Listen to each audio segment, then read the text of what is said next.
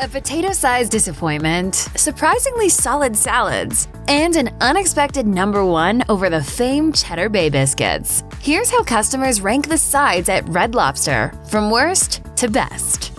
It's pretty hard to mess up something as simple as a baked potato, but somehow Red Lobster manages to do it. Across the board, customers say that the restaurant offers its baked potatoes overcooked more often than not. This results in a disagreeable texture that often leaves customers reeling, wondering what happened. Some customers even claim that the baked potato isn't only overcooked, but at times may even show up cold, which is just a double whammy of disappointment. Despite these complaints, you can at least add some toppings to your baked potatoes seemingly for free. According to the website, you can add basic additions like sour cream, cheese, and butter for no cost. But the tasty trio of bacon, cheddar, and green onions will cost extra.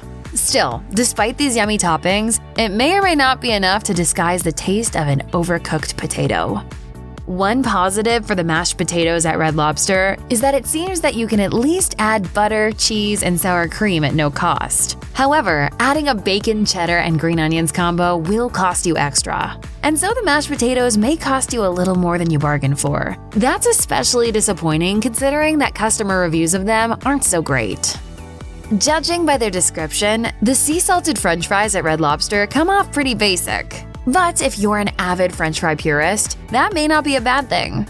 Oh, french fries. God, I love french fries. Fries salted and cooked to perfection may sound wonderful, but unfortunately, it seems Red Lobster may not be pulling off these fries quite as expected. According to some reviewers out there, the fries aren't crispy and seem to limp out pretty easily. They also soak up a lot of grease at times, which definitely doesn't sound like an appealing fry. Of course, these fries aren't a premium side, so at least you'll get them free with your meal. Is it worth it? Probably not. Orzo rice usually pairs beautifully with light meals like chicken and seafood, and is oftentimes a really great break from the traditional rice-style fare. With that said, people seem quite disappointed with the Orzo rice at Red Lobster, though the reviews on this particular side dish are somewhat limited. Upon diving into what exactly is irking people about Red Lobster's rendition of Orzo rice, there are a few conclusions one can come to. The first is that the Orzo rice is rather bland. Several reviewers have mentioned the flat taste of the Orzo and that it's either under or overcooked once it's served up. It's probably a smarter decision to go for another side dish instead of potentially wasting money on this Orzo rice. Given Red Lobster's track record for overcooked baked potatoes, the thought of its creamy lobster baked potato may not inspire confidence. After all, if the base potato isn't right, then throwing a bunch of sauce and lobster over the top isn't going to make things much better, right? Well, maybe. According to the reviews, the creamy lobster baked potato from Red Lobster may or may not be that great. One reviewer stated that the potatoes were better than average, while another slammed the side, deeming it a desperate cry for help. With such uncertain reviews, it's difficult to determine whether or not this lobster-loaded baked potato is worth a try, since the addition of lobster is sure to drive the price up.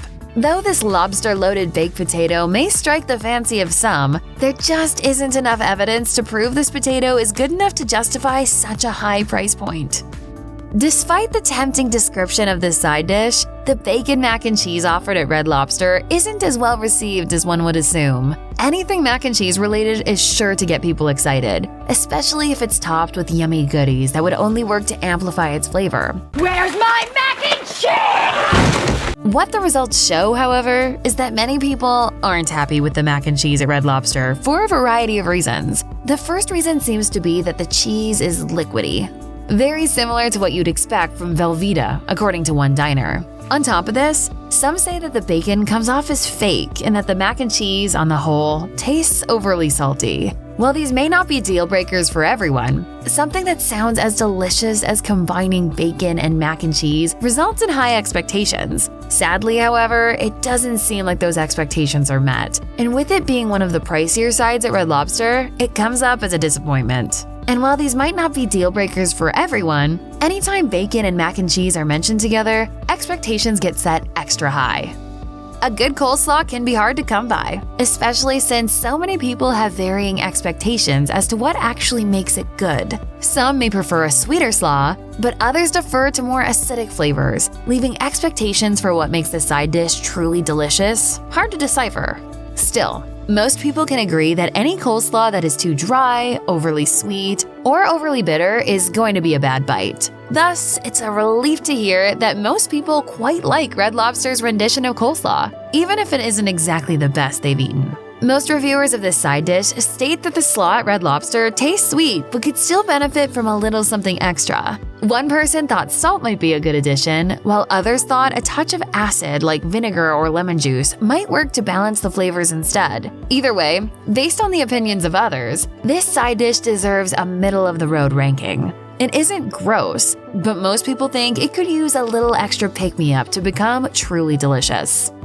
Creamy lobster mashed potatoes sound amazing, but is it really as good as it seems? This uniquely offered lobster-infused mashed potato side is indeed luxurious sounding, but people who have tried it contend that it's really the sauce the lobster is covered in that takes the mashed potatoes up a notch. As for the lobster itself, some reviewers claim it doesn't really stand out, and that any other meat, including shrimp, would likely taste just as good on the potatoes because it's the sauce overall that truly amplifies the dish. Be warned, however, that the addition of lobster is always going to drive up the price of your side dish, so it's up to you as to whether or not the extra bucks are worth it.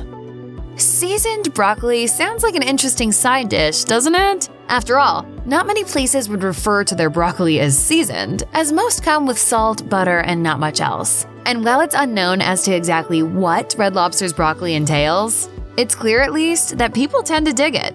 Endless broccoli is not as big as an event here. No. At Red Lobster, they tried endless broccoli in the late 80s, didn't work out. In all seriousness, this restaurant has a lot more interesting foods to discuss than this meager side dish. With that said, those who have taken the time to shout out the broccoli indicate that it is very good. And for something as mundane as broccoli, that can be hard to do. It would be nice if Red Lobster was a bit more transparent about what encompasses its side dishes so people could get a better idea of what makes the broccoli so good. But for now, just know that the reviews have spoken and they say that Red Lobster tends to do well when it comes to this side dish. The most common reaction to Red Lobster's New England clam chowder seems to be mild approval. For some, the soups seem to need a bit of doctoring up with salt and pepper, while for others, it's simply served as a good pick. Nothing more and nothing less. Though there was one reviewer stating that the New England clam chowder was on point, so that's gotta count for something, right? Either way, expect to get this creamy clam chowder either in cup or bowl form. It's served with crackers and can make for a yummy start to your seafood meal. However, you should be advised that there doesn't seem to be options to substitute it for a traditional side, so you'll be on the hook for a few extra bucks when the bill comes. Though it's a simple side salad, reviewers rave about how good Red Lobster's house side salad truly is, which is surprising. When dining at a seafood restaurant like Red Lobster, the salad isn't usually the first thing customers mention. In this case, however, people tend to think it is incredible, with one diner calling it, quote, the best house salad I've ever had. In case you're curious about what the salad comes with, it honestly isn't anything super special. There are croutons, red onions, tomatoes, and a blend of cheeses all atop crisp lettuce. Dressing options include ranch, French dressing, Thousand Island, blue cheese, and several others. Though this house salad is indeed delicious, it's too difficult to place a salad this basic as the number one pick. Still, this is a solid option, especially if you're looking to consume something a little lighter with your seafood meal. Like the house salad, a Caesar salad isn't always something to get very excited about. But at Red Lobster, you Caesar salad lovers are likely to be well pleased. Like most Caesar salads, this Red Lobster side dish grab comes meagerly topped. It comes with thinly shaved Parmesan atop romaine lettuce and brioche croutons. Still, despite its run-of-the-mill ingredients, customers seem to indicate that what truly makes the salad shine is the Caesar dressing. The Caesar dressing at Red Lobster is apparently so good, it has certain folks on Reddit on the hunt for what makes it so amazingly tasty. Take it for what it's worth, but the humble Caesar salad at Red Lobster is definitely worth trying out. From what it sounds like, you'll be glad you did. If there's one Red Lobster side dish you probably already know about, it's likely to be the restaurant's Cheddar Bay Biscuits. In my heart of hearts, I hope that somewhere in this world, there really is a geographic location known as Cheddar Bay. People have been raving about these for years, and thankfully for fans, Red Lobster seems to have no intention of getting rid of them. Available in half dozen and full dozen sizes, these cheesy cheddar biscuits make a great pairing to your seafood dinner. Those who have tried these biscuits say they're delicious with just the right amount of cheese, garlic, and salt. Their crispy exterior and pillowy interior texture only make them that much more enticing, keeping fanatics salivating and returning for more. Overall, the majority of people have fallen head over heels for these biscuits and continue to gush over them to this day. Ew, Brussels sprouts, right? Wrong. Well, at least at Red Lobster. A lot of Red Lobster's side dishes have gotten a bad rep. But despite what you may think, this traditionally shunned vegetable actually tastes great when ordered from this classic seafood joint. So, what makes it so good? Its crispy texture paired with the delicious soy ginger glaze makes all the difference. It also comes topped with crispy onions, which work as a nice texture and flavor addition when savoring this unexpectedly delicious side dish. Reviewers confirm that these Brussels sprouts are indeed dynamite, though some admit that the smell may throw you off at first, especially if you aren't accustomed to eating Brussels sprouts. Nevertheless, with the sauce added over these enticingly cooked veggies, there's really nothing left to say except that these are incredibly tasty.